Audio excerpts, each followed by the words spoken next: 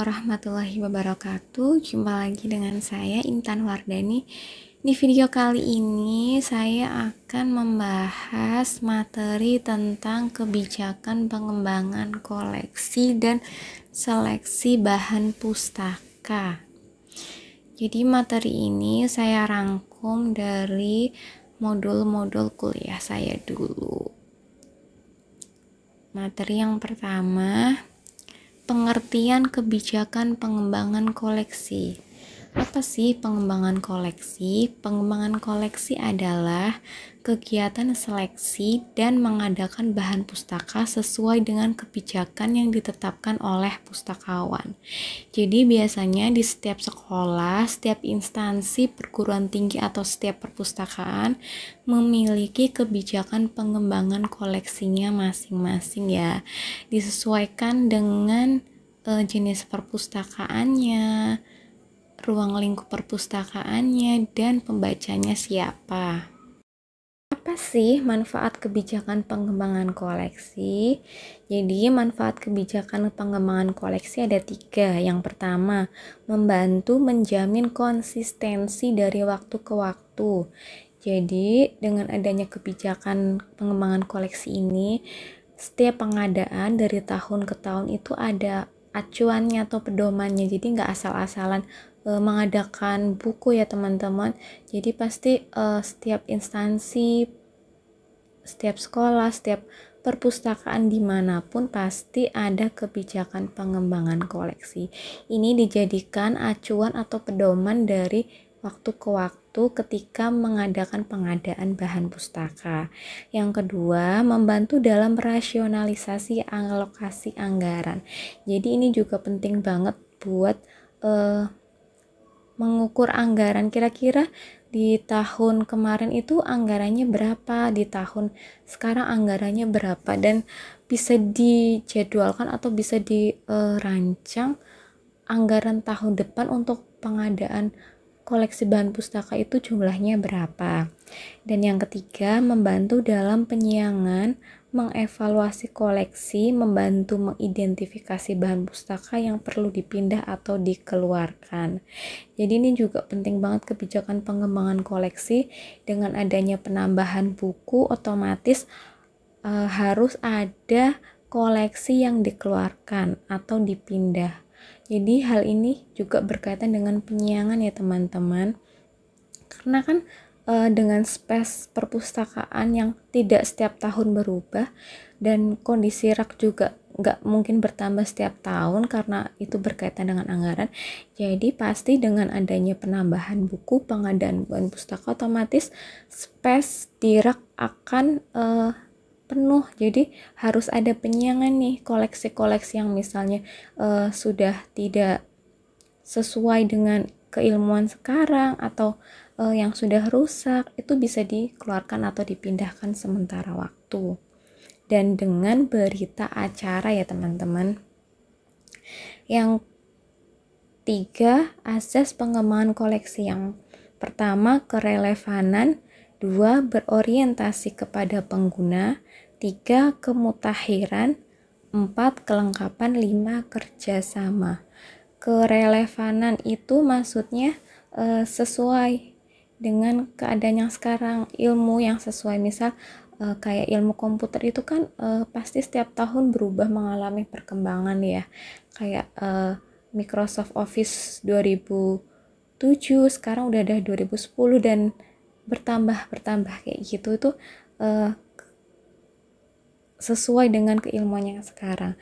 Kalau berorientasi kepada pengguna, biasanya di saat pengadaan bahan pustaka itu melihat kebutuhan penggunanya, kira-kira penggunanya itu sedang membutuhkan koleksi apa. Dan yang ketiga itu kemutakhiran. Ini berkaitan biasanya dengan teknologi dan informasi dan keilmuan lainnya seperti keilmuan kedokteran, kebidanan, dan teknologi lainnya yang berkaitan dengan perkembangan zaman. Yang keempat, kelengkapan. Yang kelima, kerjasama. Adapun proses pengembangan koleksi ada 6 komponen, yaitu 1. Analisis masyarakat, 2. Kebijakan seleksi. 4. Pengadaan. 5. Penyiangan. 6. Evaluasi. Yang pertama, analisis masyarakat. Jadi sebelum membuat kebijakan pengembangan koleksi ini, kita analisis dulu kebutuhan masyarakatnya seperti apa.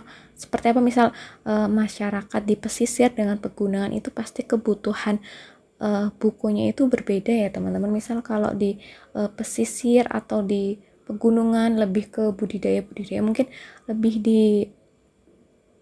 ditambah jumlah koleksi yang berkaitan dengan kebutuhan masyarakat. Yang kedua, kebijakan seleksi. Kebijakan seleksi ini juga dibuat oleh setiap perpustakaan atau instansi tersebut. Yang ketiga itu seleksi. Yang keempat, pengadaan. Pengadaan juga berkaitan dengan anggaran.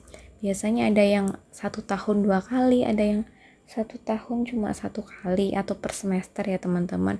Kalau yang penyiangan itu juga sama. Penyiangan itu tergantung dari kebijakan perpustakaan. Dia mau melakukan penyiangan itu tiap 1 tahun sekali atau 2 tahun sekali.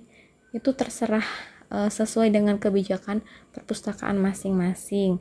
Yang keenam yaitu evaluasi. Jadi setelah dilakukan proses pengembangan koleksi, ada evaluasi apakah ini sudah sesuai dengan kebutuhan masyarakat, sudah mencapai tujuan atau fungsi dari perpustakaan itu tersendiri.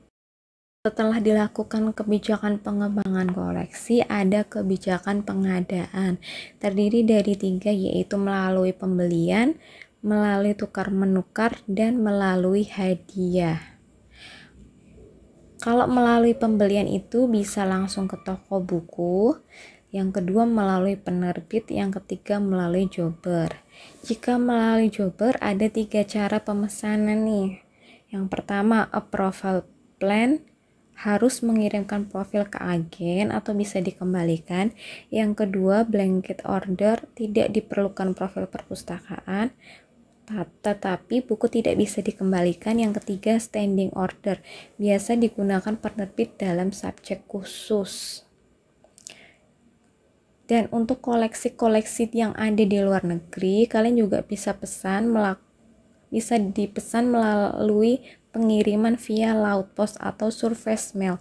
Pos udara dari Inggris Indonesia itu disebut dengan accelerated surface post. Kalau dari Eropa ke Indonesia disebut dengan surface mail airlifted. Seleksi bahan pustaka. Pengertian dari seleksi bahan pustaka menurut ALA atau American Library Association yaitu proses pengambilan keputusan dalam mengidentifikasi sumber informasi yang disesuaikan dengan kebutuhan pemakai. Hal-hal yang perlu diperhatikan dalam seleksi bahan pustaka yaitu pertama, melihat fungsi perpustakaannya itu sendiri. Fungsi perpustakaannya itu apa? Dilihat juga dari tujuannya. Biasanya tujuan atau fungsi dari perpustakaan perguruan tinggi, perpustakaan umum, perpustakaan desa, dan perpustakaan khusus itu biasanya beda ya.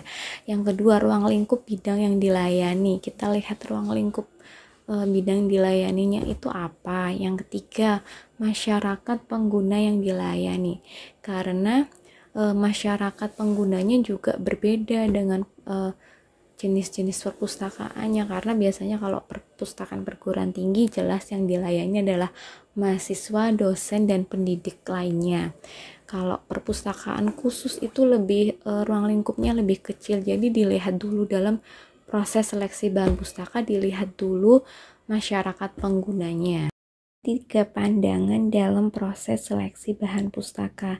Yang pertama yaitu pandangan tradisional, yaitu kelompok yang mengutamakan nilai intrinsik bahan pustaka karena memandang perpustakaan sebagai tempat untuk melestarikan warisan budaya dan sarana mencerdaskan masyarakat. Biasanya di pandangan kelompok tradisional ini bahan pustaka yang tidak bermutu tidak dipilih. Yang dipilih hanyalah koleksi yang melestarikan warisan budaya bangsa. Yang kedua, pandangan liberal atau mengutamakan popularitas, diutamakan yang disukai dan dibaca. Jadi untuk kualitas bukunya tersendiri itu tidak dihiraukan.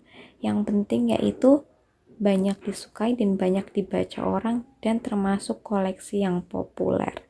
Yang ketiga yaitu pandangan pluralistik, yaitu keseimbangan antara tradisional dan liberal.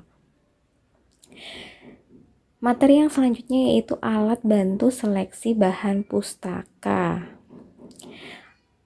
Apa sih tujuan alat bantu seleksi? Yang pertama yaitu memudahkan pemilihan bahan pustaka yang diperlukan. Jadi dengan adanya alat bantu seleksi ini, seorang pustakawan tidak asal-asalan dalam memilih bahan pustaka. Yang kedua yaitu sebagai alat verifikasi dan identifikasi, yaitu sebagai acuan untuk mengetahui data bibliografi yang benar dan lengkap. Kategori alat bantu seleksi yang pertama, sumber informasi buku baru yang diterbitkan atau disebut dengan in-print books. Yang kedua, biasanya melalui katalog, penerbit, brosur, atau lembar promosi. Yang ketiga, tinjauan buku masa kini atau resensi buku ya teman-teman.